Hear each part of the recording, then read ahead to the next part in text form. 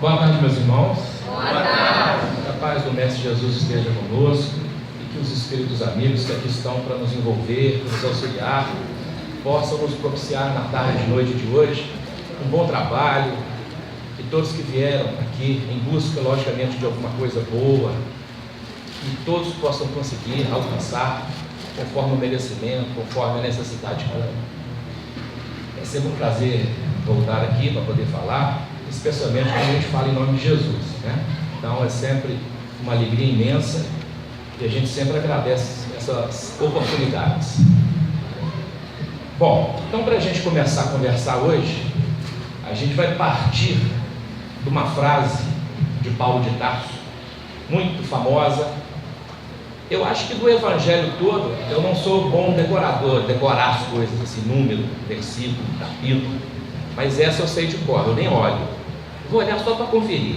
É primeiro carta aos Coríntios de Paulo, capítulo 6, versículo 12. 6, 12. Eu gravo assim. É uma frase que todo mundo conhece, uma das minhas preferidas. Na verdade, é um grupo de frases. Veja se vocês sabem o significado dessas frases. E apesar de eles serem bem claros, eles são muito profundos. Então nós vamos discutir essa frase hoje, esses ensinamentos, à luz da doutrina espírita. É assim: tudo me é lícito, mas nem tudo me convém. Todas as coisas me são lícitas, mas eu não me deixarei dominar por nenhuma. Um pouquinho mais à frente ele repete: tudo me é lícito, mas nem tudo me convém. Todas as coisas me são lícitas, mas nem todas as coisas edificam. Então, o que Paulo está falando para a gente? Falando que tudo é lícito para a gente, tudo me é lícito. O que é ser lícito? O que é lícito significa? No dicionário, se a gente olhar, vai estar escrito lá: conforme a lei, permitido pelo direito, aquilo que é permitido, aquilo que é justo. Então Paulo fala para a gente que tudo que a gente fizer é lícito. Só que ele põe um mais depois, né? Ele não pode parar na primeira frase, não. Mas nem tudo me convém. Mas nem todas as coisas que eu fizer vão me edificar. Então é justamente nessa segunda parte aí das frases que a gente tem que tomar cuidado. É no mas, né? Mas. Então, Paulo, na verdade, está nos falando que tudo que a gente quiser fazer, a gente pode. Na verdade, ele está falando para a gente da nossa liberdade de escolha, que todos nós temos. Em outras palavras, ele está falando para a gente também do livre-arbítrio. Liberdade de escolha, livre-arbítrio, que todos nós temos, né? Tudo me é lícito, tudo me é permitido. Porém, mas, como que a gente deve se comportar então? Como devem ser as nossas ações após a gente tomar então uma escolha, fazer a escolha de um determinado caminho? Na questão 257 do Livro dos Espíritos, essa talvez seja a maior resposta dos Espíritos no Livro dos Espíritos. Ela deve ter umas 2 ou 3 páginas, ela é um final de capítulo, e no meio dessa questão, os Espíritos superiores explicam para Kardec exatamente o que vem a ser o livre-arbítrio. Em outras palavras, faculdade de escolher entre o que fazer e o não fazer. Esse que é o nosso problema, quer dizer, a nossa dificuldade, né? A escolha: faço ou não faço tal coisa. Porque se a gente fizer, a gente vai ter uma consequência. Se a gente não fizer, a gente vai ter outra. E às vezes a gente fica vacilante entre uma e outra escolha, entre um e outro caminho. Algumas questões são de fácil resolução. A gente resolve rápido, vai por um caminho e aquilo dá certo, é mais fácil. Mas tem determinadas coisas que não. Às vezes a gente para e pensa: eu vou para lá, eu vou para cá, eu vou para lá, eu vou para cá. Não é isso? E tem determinadas coisas que a gente toma o caminho sem fazer uma análise mais aprofundada. Aí é que mora o perigo, né? Porque a gente pode tomar um caminho errado ou fazer uma escolha mal feita. Então, A nossa vida toda aqui na Terra, ela é feita de escolhas. Desde a hora que a gente acorda de manhã cedo, até a hora que a gente deita de noite, o dia inteiro nosso a gente faz escolhas, né? Muitas. Tudo que a gente faz, na verdade, a gente está escolhendo, definindo um jeito, outro jeito, um caminho ou outro caminho. Abrange tanto coisas pequenas do dia a dia, quanto as coisas mais sérias das nossas vidas, né? Então, a gente tem que sempre estar fazendo essas escolhas. Agora, quando a gente faz uma escolha, aí a gente deve aguardar as consequências. Quer dizer, tudo é ordem ou faz parte da lei divina. Essa liberdade de escolha que a gente tem é uma lei divina, é o livre-arbítrio. Deus nos concedeu isso desde que éramos simples e ignorantes. Ele nos deu esse livre-arbítrio, todos nós temos, isso é uma lei divina. Agora, uma outra lei divina que a gente tem que estar associada a essa, é a lei da causa e efeito. Não é isso? Se a gente tem a liberdade de escolha, a liberdade de escolher, logicamente que dependendo das nossas escolhas, a gente vai colher alguma coisa boa ou nem tanto. Ou às vezes a gente colhe o trigo ou o joio. Então é nessa questão da escolha que a gente tem que ficar muito atento. Então, para a gente fazer as nossas escolhas, o que a gente tem que fazer? O que a gente tem que ter? Como é que a gente deve se proceder? Não é isso? As religiões, por exemplo, é uma ajuda muito grande que a gente tem. Não estou falando da minha religião, estou falando de todas. Todas as religiões têm essa finalidade, esse papel de trazer um auxílio para a pessoa exatamente nessas escolhas mais difíceis.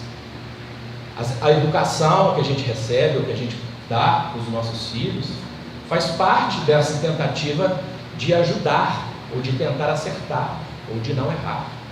Então, a gente tem muitas possibilidades. Agora, a gente tem que ter um embasamento exatamente mais forte, uma convicção maior, um entendimento melhor, para que a gente possa sempre, cada vez, fazer as escolhas melhores. A gente acertar o caminho mais reto, o caminho certeiro. Então, vamos contar uma historinha. Essa história, na verdade, ela está narrada no Evangelho. 3 evangelistas contam essa mesma história. Ela está em Mateus capítulo 19, em Marcos capítulo 10 e Lucas capítulo 18. Só o evangelista João é que não tem essa historinha. Tem algumas passagens do Evangelho que são assim, né? Às vezes elas só encontram num determinado evangelista. Tem outras que todos os 4 contam a mesma coisa, outras 2, né? Essa aqui é um caso que 3 contam a mesma história. Vocês também devem ter já ouvido essa historinha, essa passagem, na verdade, e ela está muito bem detalhada no livro Primícias do Reino, escrita por Amélia Rodrigues através do Divaldo Franco. É um livro belíssimo, na verdade uma série de livros que o Divaldo escreveu por intermédio da Amélia Rodrigues, em que a Amélia Rodrigues traz junto de cada uma dessas passagens do Evangelho de Jesus, ela traz um colorido, ela explica aonde que aquilo aconteceu, como é que estava o dia naquele dia, as pessoas que estavam em torno de Jesus, por que Jesus falou aquilo naquele momento. Ela é como se ela fizesse, igual a gente vê nos filmes aí, making off, né? Já viu quando a gente assiste um filme, depois eles mostram como é que foi a gravação, como é que os atores se comportavam, né, e tal. A Amélia Rodrigues, ela faz isso, olha que legal, com as passagens de Jesus.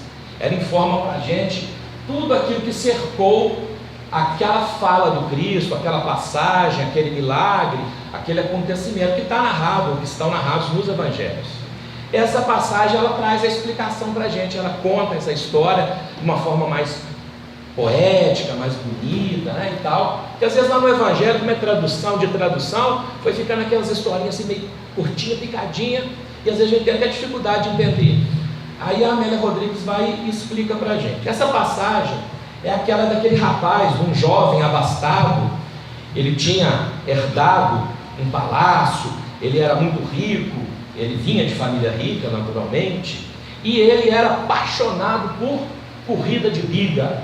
Era um esporte nobre naquela época, corrida de biga, aquelas carrocinhas, né? Aquele cavalo que vai na frente, com uma tipo uma carrocinha atrás, e eles postavam corridas com aquelas bigas, né? Então, no tempo de Jesus, isso trazido naturalmente pelos romanos, né? Então era uma coisa muito disseminada na época e bastante interessante. E esse rapaz, ele era apaixonado por esse esporte, vamos dizer assim, e ele era bom, ele era fera no negócio mesmo, né? E ele então um dia, como ele era um rapaz cheio de coisa, tinha tudo que precisava, né? Mais rico e tal, ele procura Jesus, porque ele sentia sede de paz, segundo a Amélia Rodrigues, ele sentia um vazio dentro do coração. Então, ele ouvindo falar de Jesus, ele resolve então procurar aquele cara, o tal de Jesus, que já era famoso naquela região, naquelas redondezas. E ele então, ao encontrar Jesus um dia, ele indaga para Jesus: Senhor, o que devo fazer para ter vida eterna? Perguntou ele para Jesus. Vida eterna é nesse sentido, né? O que eu faço para preencher o meu coração? O que eu faço para matar essa minha sede de paz? Isso que eu sinto dentro de mim, que falta alguma coisa, o que eu tenho que fazer? A resposta do mestre, simples: guarda os mandamentos, falou para ele. Não matar, não roubar, respeitar pai e mãe. Passou para ele os mandamentos. Aí o rapaz retrucou para Jesus, né? Mas isso eu já faço. Realmente fazia, era um bom moço, apesar de ser rico, de ser da alta sociedade, vamos dizer, naquela época, era uma boa pessoa, era um bom filho, né? Enfim, era uma pessoa de bem. Então tudo aquilo que os mandamentos pediam para que a gente fizesse, para a gente se aproximar de Deus, ele já fazia. Ele respondeu para Jesus: mas isso eu já faço. Aí Jesus então responde para ele um pouquinho assim mais profundamente, vamos dizer assim, e respondeu assim para o rapaz: então vende o que tens, dá aos pobres e terá um tesouro no céu, depois vem e me segue. Amélia Rodrigues falou que nesse momento o rapaz ficou mudo por alguns instantes, pensativo, né? Ou seja, vende tudo que tens, dá aos pobres e terá um tesouro no céu, depois vem e me segue. Um convite, né? Jesus fez para ele nada mais, nada menos que um convite. Jesus falou: olha, então tudo bem, se você já faz isso tudo e tal, você precisa fazer alguma coisa a mais então. Vende o que você tem, dá para os outros, abandona essas suas oportunidades, que sempre foram boas, e vem para o outro lado, vem ajudar os outros e tal. Chamou ele para praticar caridade, fez um convite, não fez? Muito bem. Aí ele, não é que ele não quisesse fazer isso não. A Amélia Rodrigues falou que ele tinha realmente ele tinha essa intenção. Ele não era tão apegado às coisas materiais, não, apesar de ser um cara rico e tal. Ele estava disposto àquilo realmente, segundo a Amélia Rodrigues. Aí ele respondeu assim para Jesus: olha só que interessante. Senhor, deixa antes que eu vá competir em Cesareia, porque ia ter uma corrida de biga em Cesareia. Cesareia é uma cidade próxima, e essa era uma corrida famosa, importante. Ele era um vencedor, ele queria vencer isso aí, entendeu? Ele queria ganhar um campeonato brasileiro, ele estava ali na frente, ele era bom, né? Como se ele fosse ganhar um campeonato, alguma coisa assim. Era uma corrida importante aquela lá de Cesareia, que ia dar um status para ele, porque ele gostava realmente, né? De sentir mais importante, de ser ovacionado, aquela questão toda do sucesso, né? Muito ligado ao orgulho ainda e tal, mas era a característica dele. Ele estava com aquela necessidade ainda.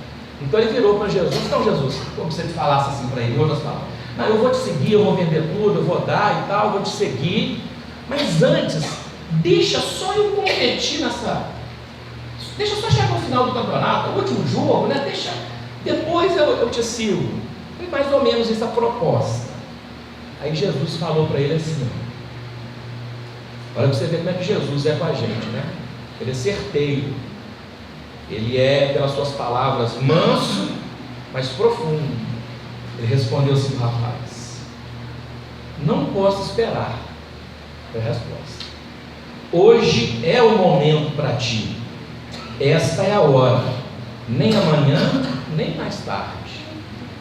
Aí a Amélia Rodrigues falou que o rapaz ainda retrucou, falou assim: não, eu não temo dar o que eu tenho, eu não temo dar o dinheiro, o ouro, as gemas, as propriedades, os títulos, eu só queria que esperasse um pouco. Aí Jesus virou para ele no final do diálogo e falou assim: dá-me a ti próprio e eu te oferecerei aventuras sem limites. Outra proposta, né? Olha só que importante. Dá-me a ti próprio, quer dizer, me siga, vem para cá para o meu lado, vem me ajudar, e eu te oferecerei aventuras sem limites. Quer dizer, eu te oferecerei, você terá aquilo que você precisa: paz, equilíbrio, harmonia, tudo aquilo que você está precisando. O rapaz falou assim: eu quero, mas... Aí o mas dele agora já foi diferente, né? Ele podia renunciar aos bens de família, aos tesouros, mas ele não queria renunciar ao tesouro da juventude, às riquezas da vaidade atendida, os caprichos que ele estava sustentando naqueles momentos, né? Queria ganhar e tal. Então a Amélia Rodrigues fala que ele sussurrou: não posso agora, perdoa-me, e foi embora. Lá no Evangelho está contada essa história. A Amélia Rodrigues fala que depois desse dia, alguns dias depois, teve essa corrida, uma semana depois, e ele então vai para essa corrida lá em Cesareia, entra, ovacionado, porque ele era famoso, devia ser o Neymar igual hoje em dia, né? Todo mundo e tal. Eles vai para cima da biga dele lá e começa a corrida. Diz que era uma tarde igual essa, empoeirada por causa do trote dos cavalos ali, levantando poeira e tal. E aí a Amélia Rodrigues fala que numa manobra infeliz, a quadriga, quer dizer, a biga, vira, um corpo tomba e os cavalos em disparada despedaçam o lobo.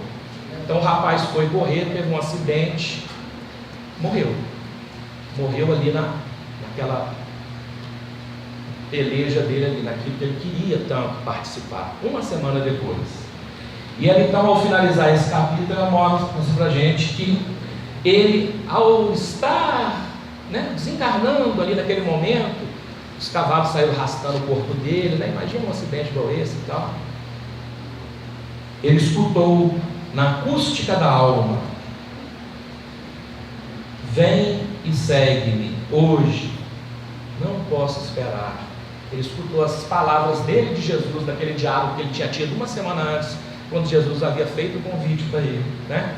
Então, os séculos se dobrariam, segundo a Amélia Rodrigues, e o moço rico retornaria ainda muitas vezes ao cenário deste mundo, até conseguir o seu intento.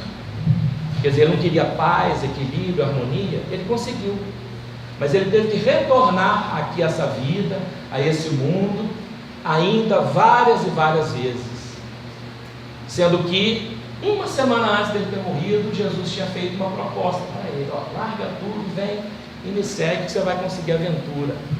E o que ele fez? Ele escolheu, né? Disse: não, agora não, Jesus, dá um tempinho aí, eu vou lá competir e tal. E aconteceu isso.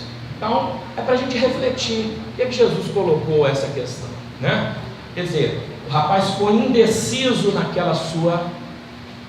naquele seu momento ali: vou ou não vou, sigo ou não sigo. Não é assim que acontece com a gente nas situações mais difíceis das nossas vidas, quando a gente tem que tomar uma decisão forte, firme, que às vezes vai refletir no nosso futuro, no futuro dos nossos filhos, né? Enfim, uma decisão importante.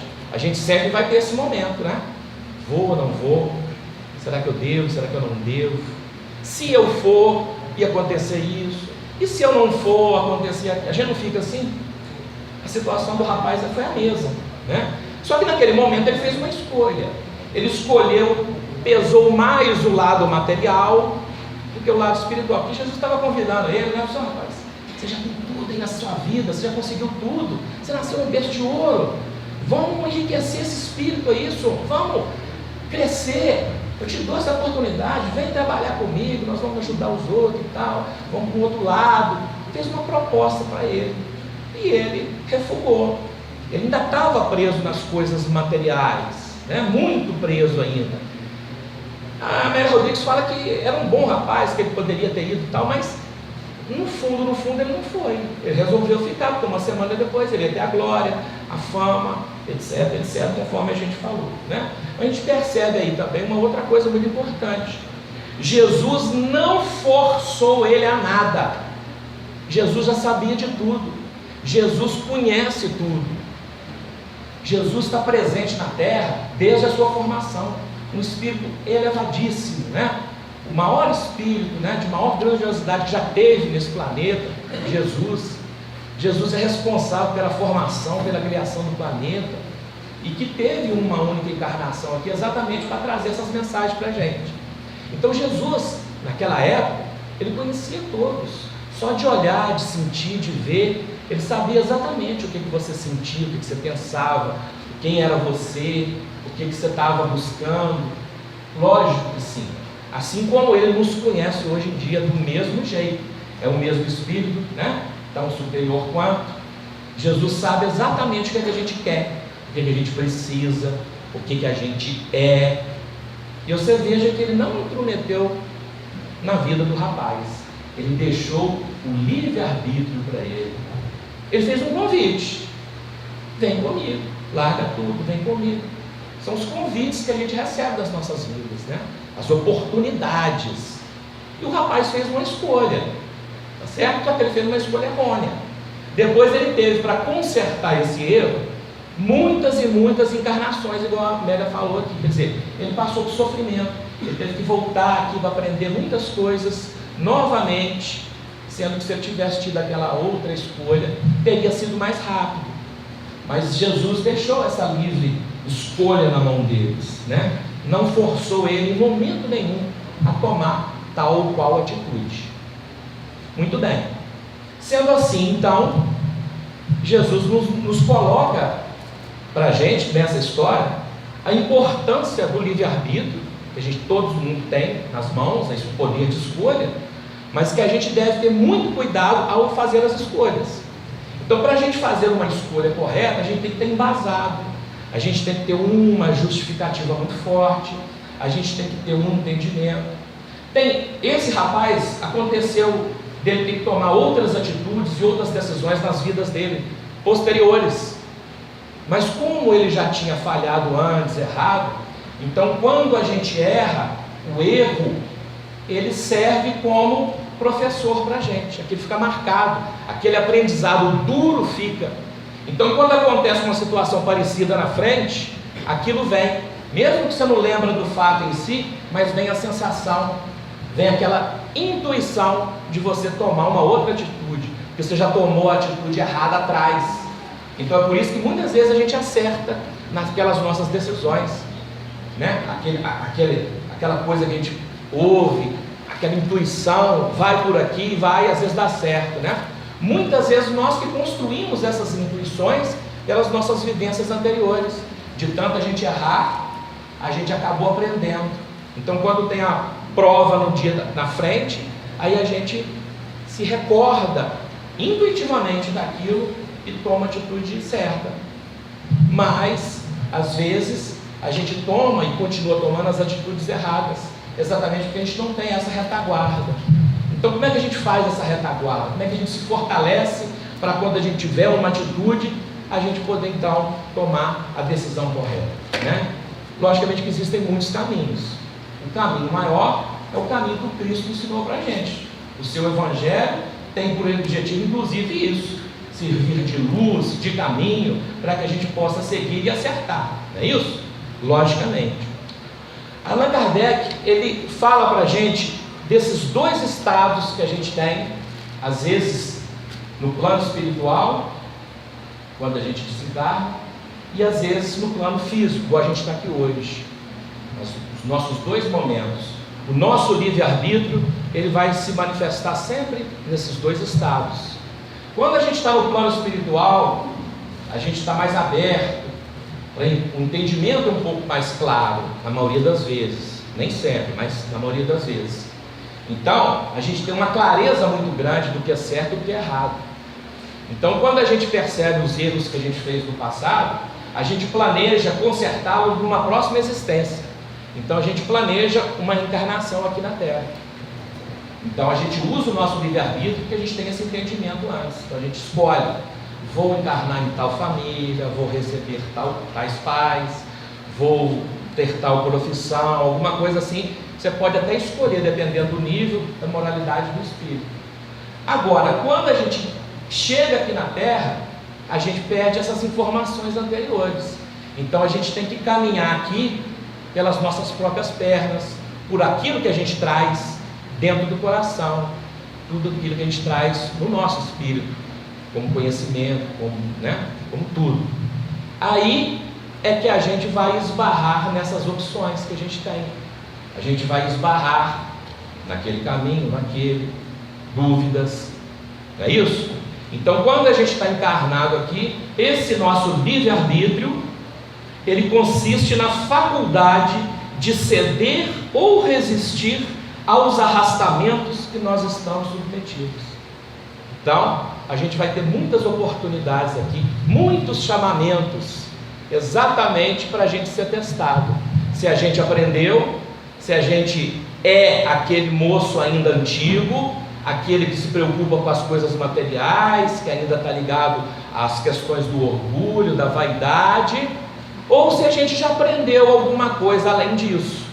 Então, o que acontece nas nossas vidas são sempre essas oportunidades da gente estar mostrando se a gente melhorou ou não, se a gente progrediu ou não. Então a gente passa a ter que escolher novamente, às vezes diante de situações que nós já passamos antes. Então elas caem de novo nas nossas vidas, às vezes de forma diferente, num colorido diferente, mas sempre na possibilidade da gente então realmente ser testado, se eu aprendi ou não. Então é nesses momentos que a gente tem que fazer a escolha correta. Se fizer a escolha errada, também não tem problema não, né? Porque Deus é Pai, a sua misericórdia divina vai providenciar, providência divina, Ele vai providenciar outras oportunidades para que a gente possa então reverter esse nosso erro. Mas só que quanto mais a gente demorar, logicamente que mais a gente vai passar pelo sofrimento, pelas dificuldades, pelas angústias, por tudo aquilo que a gente vivencia quando faz uma má escolha, né? Então, quando a gente tem essas oportunidades, a gente tem que aproveitar ao máximo. E essas oportunidades nada mais são do que os nossos acontecimentos do dia a dia. Então, a doença difícil que a gente passa, a situação difícil que a gente tem na nossa família, com o nosso marido, com a nossa esposa, com os pais, com os filhos, a situação difícil do emprego, a situação difícil da falta do emprego, quer dizer, tudo isso que nos atormenta, às vezes, são as oportunidades que estão sendo dadas para que a gente possa ser consciente, quer dizer, lembrar, pensar naquilo que já passou, não é isso? Por que isso está acontecendo? O que eu quero da minha vida daqui para frente? Então esses momentos são um momento igual o rapaz por na frente de Jesus lá. É o convite que Ele nos faz. Às vezes esse convite vem nessas formas aí, porque nós já estamos às vezes acostumados a errar muito. Então os convites eles não podem ser assim igual o rapaz recebeu. Vem para cá, me segue, igual Jesus fez com ele, não, né? Às vezes o convite que Jesus faz para a gente é numa outra linguagem e a gente não entende, a gente não presta atenção, né? Então às vezes o convite de Jesus para a gente, de Deus, é o convite da doença, da dificuldade, da desarmonia no lar, etc. Quer dizer, é um momento que você tem para parar e pensar, para onde que eu vou, né? Então é nesses momentos que a gente precisa de ter um embasamento. É por isso que eu falei no começo, que todo mundo deve procurar pelo menos uma religião. Lógico que a gente sugere a nossa, porque nós estamos nela, eu já estou há 20 e tantos anos, sempre me fez bem, imagino que se fez bem para mim, pode fazer para os outros, logicamente, mas qualquer religião tem essa obrigação e tem esse sentido de fazer você parar para pensar. Então, a gente tem uma doutrina maravilhosa, a gente tem ensinamentos, a gente tem exemplos daqueles, igual o rapaz aqui, ó, que já errou, né? Então a gente vê o exemplo do outro, pô, ele fez isso, se deu mal, tá, por que eu vou seguir por esse caminho? Não é isso? Então a doutrina do Cristo é esse embasamento que a gente precisa. Então a gente deve ser muito o quê? Vigilante em relação a tudo que a gente recebe em termos de orientação.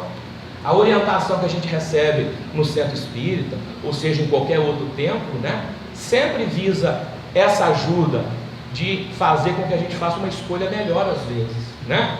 Então, para terminar, eu arremato com uma questão do Livro dos Espíritos, quando Kardec então pergunta para os espíritos, já que nessa vida aqui a gente tem essas dificuldades todas, que são essas provas que a gente tem que passar, e dependendo de como a gente fizer essas escolhas, a gente pode ir por um caminho bom ou ruim, né?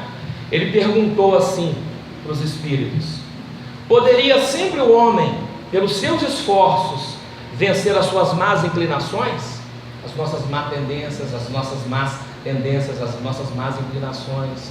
Quer dizer, aquele caminho errado que a gente tende a procurar, a gente pode evitar isso? Tem como a gente se livrar disso? Tem como a gente ser ajudado nisso? Aí os espíritos respondem assim: sim, e frequentemente fazendo esforços muito insignificantes. O que falta é a vontade. Ah, quão poucos de vós, dentre vós, fazem esforços. Então, ele conclama a gente a fazer um esforço, né? Diante da situação difícil, analisa, pensa, busca um apoio no ensinamento do Cristo, busca o apoio de alguém que você considera que é importante para você, pede uma opinião, né? Faça um esforço você mesmo. Ah, eu já fiz assim, não deu certo, já fiz assim de novo, deu errado de novo, repeti assim outra vez, deu tudo errado. Faz um esforço, faz do outro jeito. Ao invés de responder daquele jeito da pessoa que você respondeu, responde um pouquinho diferente. Faça um pequeno esforço mudando. É só isso que os espíritos pedem da gente, um pequeno esforço. E às vezes a gente é incapaz de fazer um pequeno esforço, não é isso? A gente é incapaz de modificar. A gente tem visto na atualidade aí a dificuldade que as pessoas estão tendo com a disseminação da mentira, com as inverdades, né? Tem um aparelho disso aqui, ó, vocês devem conhecer, já viu? Tal de celular. Isso aqui é uma coisa bendita, né? Divina. Isso é uma invenção maravilhosa. Mas isso aqui pode ser uma arma, né? A gente vê aí na atualidade. Eu recebo aqui uma mensagem, com 2 toquezinhos eu tenho ela pertinho de mim, não é isso? Eu gostando ou não gostando, o que eu faço? Eu seleciono, aí vem uma setinha aqui em cima, ó, eu encaminho ela para uma pessoa, para 10 pessoas, para 20 pessoas, para N pessoas, né? E às vezes aquilo ali é uma mentira, é uma coisa errada, é uma falsidade. Aí eu estou sendo instrumento disso. Não é uma atitude simples eu analisar essa mensagem. Será que isso é verdade? De onde que veio isso? Será que eu posso confiar? E se for uma coisa que prejudica os outros? Eu vou mandar assim mesmo para prejudicar os outros? Qual que é o nosso esforço? Quais são os esforços que a gente faz para a gente modificar? A gente busca muito a modificação dos outros, a gente repara o erro dos outros, a gente condena o erro dos outros. Hoje em dia, então, é só assistir o Jornal Nacional, você fica assim, não é assim? Mas quando a ação depende da gente, a gente não aparece na televisão, mas a gente faz as mesmas coisas, né? A gente aponta o dedo, mas a gente faz delitos também, alguns. Ah, mas não é do nível, não é, mas é delito, você prejudica alguém, né? Não interessa se você prejudicou um, você prejudicou 100 milhões, você prejudicou alguém, você prejudicou um filho de Deus, um seu irmão. Se você estivesse no lugar dele, você ia gostar? Não ia. Então o que você fez? Quer dizer, são atitudes simples, que o Cristo nos orienta, mas que a gente às vezes não presta atenção nessas orientações, né? Então, a passagem que a Amélia Rodrigues trouxe do menino rico é isso. Diante de uma situação difícil, vamos ter calma, vamos ser vigilantes. O que é ser vigilante? É ter calma nesse momento. Pensa, faz uma prece. Não precisa fazer uma prece em voz alta. Analisa. O que eu vou responder nesse momento? O que eu vou fazer? Pede uma orientação. Os espíritos amigos vão como sempre vieram, te dar uma sugestão boa, uma ideia legal, uma forma de você sair daquela situação. Eles são trabalhados por Jesus, então está ao nosso favor. Então a gente tem que ter essa fé também, de que a gente não está sozinho, que a gente está amparado, que a gente está assistido, não é isso? Então vamos prestar atenção, que a gente seja esse moço da história todas as vezes, diante de uma situação difícil. A gente tem dois caminhos pela frente, um que vai me levar para uma situação não muito agradável, talvez até de sofrimento, e uma outra mais amena, que vai me levar a uma condição melhor. Eu sempre tenho que buscar essa, mas que eu tenha a humildade de buscar essa saída, pedindo ajuda, amparo, proteção. Por isso que a oração é importante, né? Então que a gente fique com essa mensagem do Cristo, diante das nossas dúvidas, das nossas escolhas, e que a gente sempre saiba que Ele é o único que pode nos ajudar. Só que Ele é único, mas Ele é diverso. Ele nos traz muitas e muitas oportunidades e situações diferentes para a gente fazer as escolhas corretas. A gente, às vezes, não presta muita atenção nisso. Então vamos ser o moço da história, mas vamos escolher o lado do Cristo, seguir com Ele, certo? Muito obrigado pela atenção de vocês. Vamos orar por todos.